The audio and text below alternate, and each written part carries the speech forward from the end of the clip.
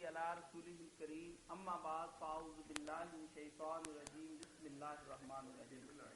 حاضرین و سامعین السلام علیکم ورحمۃ اللہ وبرکاتہ. وعلیکم السلام. الحمدللہ حج کی ادائیگی کے بعد ایک دفعہ پھر حاضر خدمت ہیں. اللہ کا لاکھ لاکھ شکر ہے جس نے ہمیں حج وہاں پر بیت اللہ شریف کروایا اور ہمیں واپس آپ کے درمیان پھر اللہ تعالیٰ لے آیا ہے. انشاءاللہ العزیز ہمارا سلسلہ پھر سے وہیں سے شروع ہو جائے گا. اب آپ اپنے سوالات ہمیں پوچھ سکتے ہیں اور مولانا انشاءاللہ العزیز اس کے جواب دیں گے. مولانا صاحب ہمیں ایک سوال موصول ہوا ہے. ایک دوست پوچھتے ہیں رشتہ داروں کے بارے میں گواہی قبول کی جا سکتی ہے یا کہ نہیں، کیونکہ مشہور ہے کہ قاضی شریح کی عدالت میں حضرت حسن اور قمر کی گواہی حضرت علی کے حق میں قبول نہ کی گئی. کیا اس طرح حضرت حسن اور قمر کو معاذ اللہ جھوٹا سمجھا جائے گا، جبکہ بعض معاملات میں صرف رشتہ داری ہی اصل بات جانتے ہیں؟ حقیقت کیا ہے؟ کیا اس طرح کسی کا حق نہ ضائع ہو جائے گا؟ والسلام. یہ واقعہ جو مشہور ہے نا کہ حضرت علی رضی اللہ عنہ کے حق میں ان کے غلام نے گواہی دی اور بیٹے نے دی تو قاضی شرح نے اعتراض کر دیا کہ ایک غلام ہے آپ کا اور ایک بیٹا، کوئی غیر جانبدار گواہ ہونا چاہیے. یہ واقعہ بذات خود صحیح ہے، اس کی سند نہیں درست ہے. حضرت علی رضی اللہ عنہ کا جو موقف ہے نا ابن قیم نے اعلام المکن میں وہ خود قائل تھے کہ بیٹے کے حق میں بھی باپ گواہی دے سکتا، باپ کے حق میں بیٹا دے سکتا. یہ کوئی بات نہیں. ہونا یہ چاہیے کہ اس پر کوئی تہمت نہ ہو، کوئی ثابت نہ کر دے دوسرا فریق کہ جھوٹ بولتا ہے یا اس کا کوئی ایسی بات نہ ہو کہ کبھی اس نے غلط بیان نہیں کی ہو. ورنہ یہ اولاد ہونا یا رشتہ دار ہونا کوئی جرم نہیں. اس پر پوری فصل لکھی ہے انہوں نے، اعلام الموقعین، بہت زبردست کتاب ہے، 4 جلدوں میں. یہی لکھا کہ گواہی کسی کی بھی ہو بس وہ معتبر اور سچا آدمی ہونا چاہیے. اگر فریق مخالف ثابت کر دے تو بیگانہ بھی اگر ہو اس کے بارے میں پتہ چلے جھوٹ بولتا تو رد ہو جائے. گواہی کے قبول ہونے نہ ہونے کی یہ بنیاد جو نا وہ قرابت یا بیگانگی نہیں، یہ ہے کہ سچا دیانتدار آدمی. واقعہ نہیں ٹھیک ہی. جی صحیح. ایک اور صاحب پوچھتے ہیں کہ مولانا صاحب میں عشاء کی نماز 7 بجے ادا کرتا ہوں اور اس کے بعد میں عربی کلاس لینے کے لیے دوسری مسجد میں چلا جاتا ہوں، وہاں جماعت 7:45 ہوتی ہے. ایسی صورت میں جا کر کیا نماز ادا کروں یا بیٹھا رہوں؟ کیا صورت ہو سکتی ہے؟ صحیح تو یہی ہے کہ نماز اگر ہوگی دوسری مسجد میں اس کے ساتھ شامل ہو جائے. ایک آپ کی فرض ہو جائے گی، ایک نفل لکھ لی جائے گی. کوئی نمازوں میں کمی بیشی ہوگی تو پھر یہ پورا ہو جائے گا گھاٹا. نبی علیہ الصلوۃ والسلام مسجد خیف میں تھے مینا میں، تو فجر کی نماز آپ نے پڑھائی تو دیکھا کہ 2 آدمی پیچھے بیٹھے ہوئے تھے. آپ نے کہا ان کو لاؤ. جب لا رہے تھے انہیں تو ان کے پہلو کانپنے لگے، وہ ڈر گئے. تو آپ نے پوچھا تم مسلمان نہیں ہو؟ کہنے لگے ہاں. تو نماز نہیں ہمارے ساتھ پڑھی؟ وہ کہنے لگے ہم نے اپنے خیموں میں پڑھ لی تھی یہ سمجھ کر کے نماز ہو چکی ہوگی، مگر آئے ہیں تو ابھی ہو رہی تھی، ہم نہیں شامل ہوئے. تو آپ نے فرمایا کوئی آدمی یہ نہ کہا کہ میں نے نماز پڑھ لی ہے، بے شک پڑھ لی ہو، مگر کسی جگہ جماعت کھڑی ہو جائے تو وہ اس کے ساتھ شامل ہو. ایک اس کے لیے مکتوبہ ہوگی فرض، ایک نافلہ ہو جائے گی. بہانہ نہیں بنا سکتے، خواہ مخواہ پیچھے بیٹھا رہے، شامل ہونا چاہیے. اب حضرت معاذ ابن جبل رضی اللہ تعالیٰ بہت عالم صحابی ہیں، وہ نبی علیہ السلام کے پیچھے عشاء کی نماز پڑھتے تھے مقتدی بن کر، اور اپنے محلے میں جا کر پھر امام بن کر وہی پڑھاتے تھے. یہاں مقتدی بن کر پڑھ کے گئے، وہاں پھر امام بن کر وہی عشاء کی نماز جماعت کراتے تھے. سب ٹھیک ہے، کوئی بات نہیں، نماز پڑھنی چاہیے. یو کے سے ایک دوست پوچھتے ہیں مولانا صاحب آپ کی خدمت میں سلام. وعلیکم السلام ورحمۃ اللہ. میں ڈیلی آپ کے خطبات سنتا رہتا ہوں. آپ نے خطبہ دیا اس میں بتایا کہ مسلمان بھائی یا بہن جب ایک دوسرے سے زیادتی یا ان کی حق تلفی کے مرتکب ہو جاتے ہیں تو قیامت کے دن اللہ تعالیٰ جب وہ معافی بھی مانگ لیتے ہیں تو بعد میں جس شخص کا حق تھا اس کے بارے میں اللہ تعالیٰ قیامت کے دن کھڑے اس کے بارے میں کہیں گے کہ تم یہ محلات لے لو اور اس آدمی کو چھوڑ دو جس نے مجھ سے توبہ کی. یہ بات تو درست ہے، سمجھ میں بھی آتی ہے، لیکن اگر وہی ظلم و زیادتی اس نے کسی غیر مسلم کے ساتھ کی ہے تو ایسی صورت میں اللہ تعالیٰ کیا معاملہ فرمائیں گے اس کے ساتھ؟ زیادتی کسی کے ساتھ بھی ہو نا ظلم یہ اجازت نہیں، مسلم ہے یا غیر مسلم وہ تو الگ معاملہ، مگر کسی کے ساتھ بھی ایسا ظلم کیا جائے تو بھگتنا پڑے گا نا. پھر بہت برا حال ہوگا اس مسلمان کا. سزا تو ملے گی. اس کے ساتھ جو زیادتی کی اس کے بدلہ میں جہنم جائے گا، اور جب تک سزا نہ ملے جان نہیں چھوٹے گی. غیر مسلم سے یا معافی لے یا اس کا حق ادا کرے، ورنہ سزا ہوگی۔ مولانا صاحب، قرآن کریم میں ہم پڑھتے ہیں کہ اللہ تعالیٰ نے اپنے نام کے ساتھ رحمان کا جو کافروں کے بارے میں جو نہیں بات، مسلمانوں کے بارے میں یہ بھی بڑی خطرے کی بات ہے نا کہ جب پیش ہوں گے ایسے لوگ جن کے ساتھ ظلم ہوا ہوگا تو اللہ تعالیٰ پھر اس طرح انصاف کرے، پتہ تو کچھ نہیں نہ ہوگا کسی کے کہ وہ دے سکے، تو کہا جائے گا اس کی نیکیاں لے لو پھر۔ تو اس وقت پھر نا نبی علیہ السلام بھی بہت روئے اور صحابہ بھی کہ جب ایک ایک نیکی کو ترس رہے ہوں گے لوگ، کب چھوڑیں گے نیکی؟ لے جائیں گے، نیکیاں ختم ہو جائیں گی تو ان کے گناہ اٹھا کر ان پر ڈال دیے جائیں گے۔ یہ ظالم جو نا بہت برا حشر ان کا ہوگا، اس لیے دنیا میں ظلم سے جان چھڑا لینی چاہیے۔ جس کے ساتھ زیادتی ہوئی نا معافی مانگ لے، اس کا حق دے دے، اور بہت معاملہ خطرناک ہے۔ ٹھیک۔ دوسری بات مولانا صاحب، یہ قرآن کریم میں اللہ تعالیٰ کی ایک صفت رحمان بیان ہوئی ہے۔ کفار رحمان صفت سے بہت چڑھتے تھے، جبکہ رحمان کا لفظ تو پورے کے پورے دیان عالم کے اندر اللہ تعالیٰ کی جو رحمت، کسی طریقے سے بھی وہ خدا کو تسلیم کرتا ہے تو رحمت کی بنا پر ہی تسلیم کرتا ہے، اس سے معافیاں مانگتے ہیں، اس کے سامنے گڑ گڑاتے ہیں، مانگتے ہیں۔ تو رحمان صفت سے وہ کیوں چڑھتے تھے؟ رحمان صفت سے چڑھتے جو تھے نا، اس کی وجہ یہ نہیں کہ رحمان نام سے انہیں کوئی دشمنی تھی۔ رحمان میں جو مفہوم چھپا ہوا نا، وہ شفاعت کی جڑ کاٹتا۔ یہ سفارشیں جو لوگوں نے بنا رکھی نا، اب سارے مشرکین جو ہے نا، پہلے ہوں یا آج کے ہوں، سب کا یہی ہے کہ وہ سمجھتے ہیں اللہ تعالیٰ سے تو معاملہ مشکل ہے، وہ پورا عدل کرے گا، اس لیے انہوں نے سہارے ڈھونڈ رکھے ہیں کہ یہ ہمارے سفارشی ہیں، یہ بزرگ ہمیں چھڑا لیں گے۔ اب رحمان اس کی نفی کرتا ہے۔ رحمان کہ جو سب سے بڑھ کر رحم کرنے والا، اس کو لوگوں کے سفارشوں اور وسیلوں کی کیا ضرورت ہے؟ اس کی اپنی رحمت میں کوئی کمی ہے؟ اگر تم رحمت کے حقدار ہوگے تو وہ خود کرے گا، وہ رحمان ہے۔ رحمان صیغہ ہی مبالغے کا۔ اس لیے مشرکین یہ سمجھتے تھے کہ اگر یہ مان لیں تو ہمارے یہ جو افسانے ہیں کہ نہیں وہ اس سے پتہ نہیں کیا ہو، ہمارے ساتھ کچھ نہ کوئی سہارا ہونا چاہیے جو جان چھڑائے۔ اللہ نے کہا یار یہ سہارے جو ہے نا، ان کو بھی میں ہی کہوں گا کہ تم اس کے حق میں کوئی بول لو، پھر یہ اللہ من اذن لہ الرحمن، رحمان اجازت دے گا۔ اگر رحمان کا ارادہ نہیں، اس کی رحمت میں گنجائش نہیں ہے اس آدمی کے لیے، کون بولے گا پھر؟ اس لیے رحمان جو ان کے عقیدے کی نفی تھی نا کہ اللہ کی رحمت اتنی زیادہ ہے کہ اس کے ہوتے ہیں وسیلہ اور سفارشوں کی کوئی ضرورت نہیں۔ وہ سمجھتے تھے اہل زبان سے کہ رحمان مانے اتنی بڑی رحمت والا، تو پھر سے باقی ہمارے گراؤنڈے جو ہے نا مسمار ہی ہو جائیں گے۔ اللہ تعالیٰ نے اس لیے کہ دو نام جو نا ملیں تو اللہ کی رحمت کا صحیح بیان ہوتا ہے۔ یہ جو ہے نا بسم اللہ الرحمن الرحیم، کئی جو تفسیروں والے نے لکھ لیا کہ یہ ہے کہ ان میں سے فالتو ہی ہے، کام ایک سے چل گیا تھا۔ مولانا مودودی رحمۃ اللہ گورا چٹا کہتے ہیں نہیں، ایسا نہیں ہے قصہ، مبارکہ کوئی نہیں، دونوں میں انسانی زبان ہے نا ایک ایک کمی ہے جو دوسرے کے ملنے سے پوری ہوتی ہے۔ یہ بات درمیان میں آ گئی۔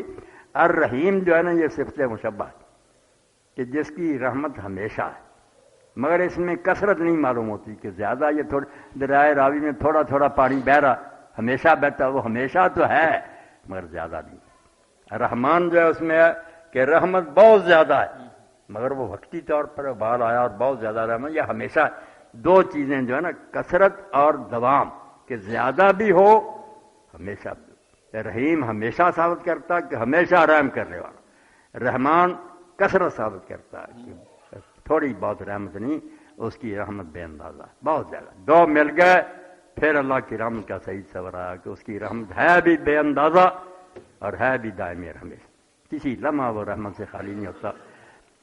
اور یہ لکھ دیا اس نے اپنے اوپر، اللہ پر کوئی قانون لاگو نہیں ہوتا مگر وہ خود کہتا ہے کاتب علی نفسہ الرحمۃ، اللہ نے اپنے آپ پر رحمت لکھ لی ہے، اپنے ذمہ فرض کر لیا ہے کہ میں رحمت ہی کروں گا۔ حتیٰ کہ جو عذاب آئے نا امتوں پر، یہ بھی آپ یقین کریں یہ ظلم نہیں ہے، نہ کوئی سختی ہے، رحمت ہے۔ جیسے شادی کہتے ہیں نا، نکوئی با بداں کردن چنان است کہ بد کردن بجائے نیک مرد، بروں کے ساتھ نیک سلوک کرنا اتنا ہی برا ہے جتنا نیکوں کے ساتھ برائی کرنا۔ نیکوں کے ساتھ برائی کرنا جرم ہے، بروں کے ساتھ نرمی کرنا کہ تم دلیر کرتے ہو کہ وہ سانپ بن جائیں اور خلق خدا کو تنگ کریں۔ اس لیے ایسے موذی جو ہے نا ان کے لیے اگر عدالتیں ہیں، پولیس ہے، کوڑے ہیں، وہ رحمت ہے۔ اللہ تعالیٰ نے رحمت رکھی ہے کہ تاکہ کچھ لوگوں کو سزا دے کر نا خلق خدا کو پرامن زندگی گزارنے کا موقع دیا، تو اس کا عذاب دینا بھی اس لیے جو کہتے ہیں نا عدل اور ہے رحمت اور نہیں، غلط ہے. عدل خود رحمت کا تقاضا ہے. رحمت یہ چاہتی ہے کہ انصاف ہونا چاہیے. وہ حاکم جو وہ بے رحم ہے جس کے ملک میں اندھیر نگری مچی ہو مگر سب کو برابر، ظالم اور بے گناہ برابری، وہ عادل نہ، وہ عادل ہے نہ رحیم ہے. تو رحمان جب بتاتا تھا نا کہ اس کی رحمت خود اتنی ہے کیا کہ سفارشیاں وسیلہ والوں نے کہنا. اگر یہ وسیلے والے آپ سمجھیں نا کہ اللہ رحمت نہیں کرنا چاہتے، ان کے کہنے سے اللہ کو یہ دھیان آیا تو آپ کافر ہو گئے. اس کا مطلب اللہ انڈر پریشر آ گیا، انہوں نے متاثر کر دی. پہل تو ادھر سے ہوتی ہے کہ وہ رحمت کرنا چاہتا تو ان کے دل میں ڈالتا ہے کہ سفارش کرو. میں اگر دعا کرتا ہوں ڈاکٹر صاحب کے لیے اللہ نے تندرستی کرے، اللہ کا ارادہ کہ انہیں میرے دل میں ڈال دیتا کہ دعا کرو. یہ کہنا کہ ہم نے کیا اور اللہ نے کیا، یہ بات نہ کہا کرو. بالکل نہیں، ابتدا جو اللہ کی طرف سے ہوتی ہے. وہ جو کرنا چاہتا ہے اس کے لیے پھر نا دعاؤں کا بھی دل میں ڈال دیتا ہے. کوئی نبی نیک آدمی سفارش کے لیے اٹھ کھڑے ہوں گے، مگر اگر وہ خود نہ کرنا چاہے مجال نہیں. اللہ تعالیٰ فرماتا اس دن کوئی زبان نہیں کھولے گا جب تک اللہ اجازت نہیں دے گا. جی. تو رحمان کو اگر آپ سمجھ لینا تو یہ وسیلے اور سفارشی اور سارے سب ختم ہو جائیں. کیا ڈھونڈنے جا رہا اس سے بڑا کوئی رحم ور کرنے والا؟ ماں کے پاس سفارش کیا لے جانی؟ ماں سے بڑھ کر اب بچے کے لیے کوئی ہے مہربان؟ اگر وہ ناراض ہے تمہاری کرتوتوں سے، کرتوتیں چھوڑو، اس کے دامن سے چمٹ جاؤ. ماں ماں ہی. ایک ساتھی مولانا صاحب لاہور سے تشریف لائے ہیں، وہ بتاتے ہیں کہ ان کی 11 سال قبل شادی ہوئی اور آج تک اولاد سے محروم، لیکن میرے ایک لیپالک بیٹی اور ایک لیپالک بیٹا جو میرے ساتھ آئے ہوئے ہیں، میں نے لا علمی کی وجہ سے ان دونوں کے نام کے ساتھ اپنی ولدیت لکھ دی. اس کے متعلق مجھے اب کیا کرنا چاہیے؟ اگر میں ولدیت تبدیل بھی کر دوں تو میرے ترکے میں ان کا حصہ ہوگا یا نہیں؟ ولدیت تو تبدیل کرانا آپ پر لازم ہے، فرض ہے. بالکل یہ غلطی جو ہے اس کی اصلاح کریں. وہ آپ کے بیٹے بیٹی نہیں، کیوں آپ نے اپنے نام پر لکھے ہیں؟ غلطی ہوگی تو کاغذات میں اندراج صحیح کرائیں. جن کے ہیں بچے بچیاں ان کو کرائیں. آپ نے پالا، محبت کی رکھے، بسم اللہ، بہت اچھی بات ہے. باقی ترکے میں ان کا نا جائیداد میں کوئی حصہ نہیں. آپ دینا چاہتے ہیں، آخر ان کو پالا تو آپ پھر ہبہ کر دیں اپنی زندگی میں نا، ان کے نام دو کچھ لگوانا چاہتے ہیں دے دیں، مالک بنا دیں ان کو. ورنہ اگر فوت ہو گیا آپ تو پھر ان کو جائیداد میں سے کوئی حصہ نہیں ملے گا. آپ کے جو وارث ہیں نا بے شک دور کے ہوں ان کو مل جائے گا. قانون وراثت اور ہے، اور یہ ہبہ اور جو ہے نا وصیت الگ. وصیت اگر آپ کریں کہ زندگی میں دے دوں تو پتہ نہیں یار میرے ساتھ یہ کیا سلوک کروں، تو اس کے لیے دوسری شے پھر ہے وصیت ہے، مگر وہ تیسرے حصے تک ہوتی ہے کہ جائیداد کے تیسرے حصے تک آپ لکھ دیں کہ میرے بعد ان کو مل جائے. وہ یہ پوچھتے ہیں کہ حضرت زید بن حارثہ نے اپنی بیوی کو طلاق کس وجہ سے دی تھی اور طلاق دینے کا ان کا طریقہ کیا تھا؟ زید بن حارثہ کی شادی اللہ کے رسول نے اپنی پھپھی زاد بہن حضرت زینب بنت جحش سے کی. ان کے بھائی بھی عبداللہ اور عبید اللہ بڑے اونچے درجے کے لوگ ہیں، مگر عبید اللہ کا انجام اچھا نہ ہوا. اللہ سے پناہ مانگنی چاہیے، جو قرآن پاک میں دعا سکھائی نا کہ اللہ ہدایت دینے کے بعد ہمارے دلوں کو ٹیڑھا نہ ہونے دیں. ٹیڑھا کرنا نہ کرنا یہ بھی ترجمہ نہیں کرنا چاہیے. اللہ ٹیڑھا نہیں کرتا کسی کے دل کو، یہ تو گناہ ہے. دل کو سیدھا کرنا کہ ٹیڑھا کرنا، ٹیڑھا تو شیطان کرتے ہیں.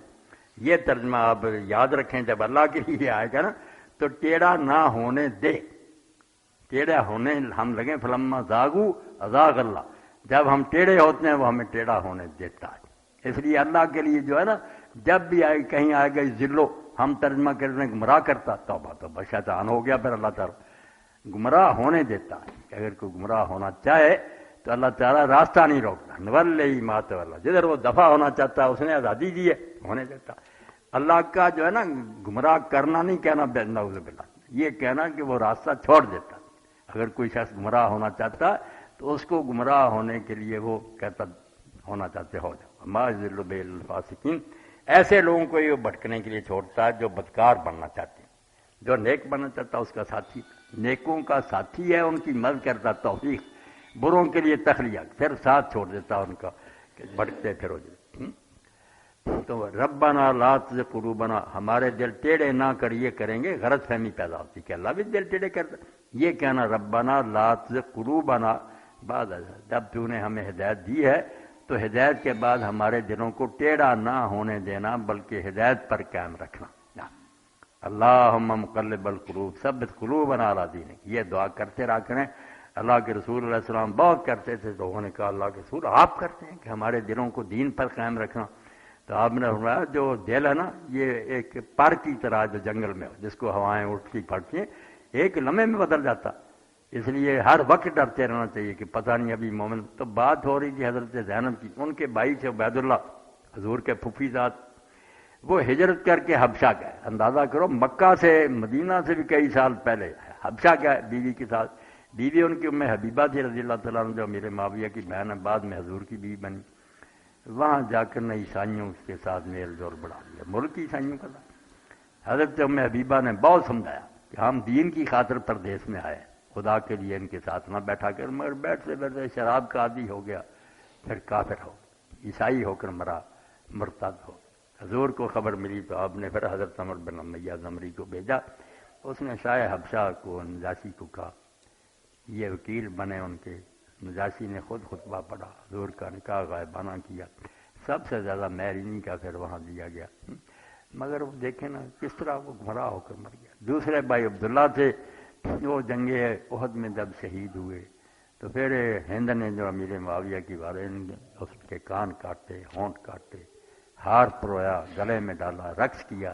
اور ابو سفیان نے کہا کہ ہمیں عبداللہ سے یار کوئی دشمنی نہیں تھی, مگر یہ حمزہ کا بھانجا تھا اس لیے ہم نے اس کے ساتھ سلوک کیا. دو کی لاشیں بگاڑی نا, حضرت حمزہ کا کلیجہ چبایا, اس عبداللہ کے کان ناک کاٹ کر ہار بنا کر ناچ کیا. اتنی دشمنی تھی. تو یہ زینب بنت جہش حضور کی پھپھی ذات تھیں. حضرت زید آپ نے بیٹے بنائے, ان کے ساتھ نکاح کی. مگر حضرت زینب کے مزاج میں نا قریشی ہونے کا خیال کہ میں اعلیٰ خاندان سے ہوں, یہ آزاد کیا غلام, یہ بات گئی نہیں. اس لیے نا انہوں نے کوئی احترام نہ زیادہ حضرت زید کا کیا. انہوں نے پھر رسول اللہ سے شکایت کی کہ میری بنتی نے, آپ نے بہت کہا ہم سے کہا کا سودا کا وقت, میں نے بہت خیال کر کے اپنی پھوپھی کی بیٹی تجھے دی ہے, ورنہ غلاموں کو کون رشتہ دیتا, تو اس کو روک کے رکھ, اللہ سے ڈر. مگر اس نے دیکھا کہ نہیں حالات میرے درست ہوتے, طلاق دے دی.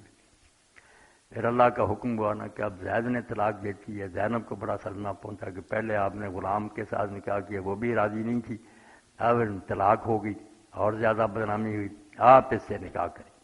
پھر وہ حضور کی بیوی بنی. قرآن میں اس کے نکاح کا ذکر آیا کہ جب زید نے طلاق دے دی, عدت پوری ہو گئی, تو آپ نے پھر نکاح کی. جی مولانا صاحب, آپ نے ایک ویڈیو میں کہا ہے کہ لڑکی کی شادی میں بستر تکیے وغیرہ کا سامان دینا جائز ہے. برائے مہربان اس کی کوئی دلیل بتائیں, کیونکہ میں نے تو یہ سنا ہے کہ اللہ کے رسول نے حضرت علی کو جو سامان دیا تھا وہ ان کے غریب حالات ہونے کی وجہ سے مستثنیٰ صورت میں دیا تھا. عام حالات میں لڑکی کو سامان یا جہیز دینا منع ہے, اس بارے میں آپ وضاحت فرما دیں. نہیں, یہ بات جو کہتے ہیں نا کہ جہیز دینا منع, اور کئی لوگوں نے تو دعویٰ کر دیا کہ یہ عربی زبان کا لفظ ہی نہیں. جعفر جاندی پھلواری بڑے پڑھے لکھے, مگر انہوں نے بھی ایک غلط بات کہہ دی کہ عربی زبان میں اس کے لیے لفظ ہی کوئی نہیں. کہنے لگے جہیز وغیرہ جو ہے نا بس اردو کے الفاظ ہیں, حالانکہ بالکل غلط بات. جہاز جو ہے نا اصل میں جس کو ہم جہاز بولتے ہیں کہ یہ جہاز ہے, یہ اڑنے والے کو جہاز ہم کہتے ہیں نا اپنی زبان, عربی میں جہاز ہے. جہاز ہے سامان تیار کرنا. وہ میت کا بھی ہے کہ اس کے لیے کفن بناتے ہیں, چار پائی, پھر اس کو وہ تجہیز ہے میت کی, تجہیز و تکفین کہتے ہیں, اسی سے نکلا. اور یہ جو ہے نا جہاز المرأ, باب میں نسائی شریف میں دیکھیں مثلاً عورت کے لیے جہاز. جہاز جو ہے نا اب ایک صنعت ہے, آپ پڑھے لکھے لوگ بتانا کہ الف جو ہے نا اس کو یہ بنا کر مجرور پڑھنا, کتاب کو کتاب, حساب کو حساب, اس کو امالہ کہتے ہیں کہ الف کو جھکا دینا, یہ کتاب, اس سے جہاز سے جہیز بنا. اب یہ ڈھونڈتے پھرتے رہے جیم ہے یہ میں, کہاں سے ملنا تھا. جہاز پڑھتے عربی زبان کی ڈکشنری وہاں پتہ چل جاتا کہ عورت کا جہاز وہ ہے جو گھر والے اس کے لیے سامان بنا کر دیتے ہیں. تو بالکل اللہ کے رسول نے نا دی ہے, یہی نسائی شریف میں باب حضور نے دیا. اور سارے کہانیاں جو چھوڑیں جو واقعی ہوا نا مانے, باقی اپنی حد سے بڑھ کر کوئی دیتا اور مقروض ہوتا تو بیوقوفی, ہر بات میں غلط. وہ بچے میں کی شادی پر اگر کریں گے آپ بہو کو لانے کے لیے, وہ بھی بیوقوفی ہے, اپنی حد کے اندر ہے. مگر یہ ہے ٹھیک, بچی کو کچھ دے کر ہی اس سے کرنا شادی, اس کو بھیجیں. بالکل حدیث کی کتابوں میں ہیڈنگ ہے. ایک صاحب محمد ارشاد جوید پوچھتے ہیں, مولانا صاحب میرے والد صاحب نے ایک پلاٹ خریدا, وہ سب بچوں کو کہتے رہے کہ یہ اس پلاٹ پر اپنا گھر بنا لیتے ہیں. کسی بچے نے اس پہ گھر نہیں بنایا, میں نے اس پہ اپنا گھر بنا لیا. اب ان کی وفات کے بعد کیا وہ میرے بھائی اس پلاٹ میں حصے دار ہیں؟ اس کے بارے میں وضاحت فرما رہے. جبکہ تعمیر بھی میں نے کیا, کسی نے اس کی تعمیر میں حصہ نہیں لیا, تو ایسی صورت میں مجھے کیا کرنا چاہیے؟ تعمیر پر بھائی نے جو کچھ خرچ کیا وہ تو کہہ سکتا کہ یار حساب کر کے مجھے دو نا جتنا میں نے اوپر خرچ کیا. باقی وہ پلاٹ جو ہے اس میں تو حق ان بیٹوں کا ہے, وہ تو نہیں یہ ختم کر سکتا. مکان پر جو کچھ اس نے خرچ کیا اس کا حساب کر کے ان کو حصہ ان کا دے دے, اور جتنا اس کا خرچ ہوا وہ بھی شمار کر لے کہ تمہارے حصوں میں سے اتنا میں کاٹوں گا اگر لینا چاہتے ہو سارا کچھ. ورنہ مکان کو چھوڑ کر نا خالی پلاٹ کی جو قیمت تھی اس میں سے ان کو حصہ دے دی. جی, اسی کے ساتھ ہم آج کا اپنا پروگرام ختم کرتے ہیں. انشاءاللہ العزیز اگلی ملاقات تک کے لیے السلام علیکم ورحمۃ اللہ. وعلیکم السلام. خیریت سے رکھے اللہ پاک.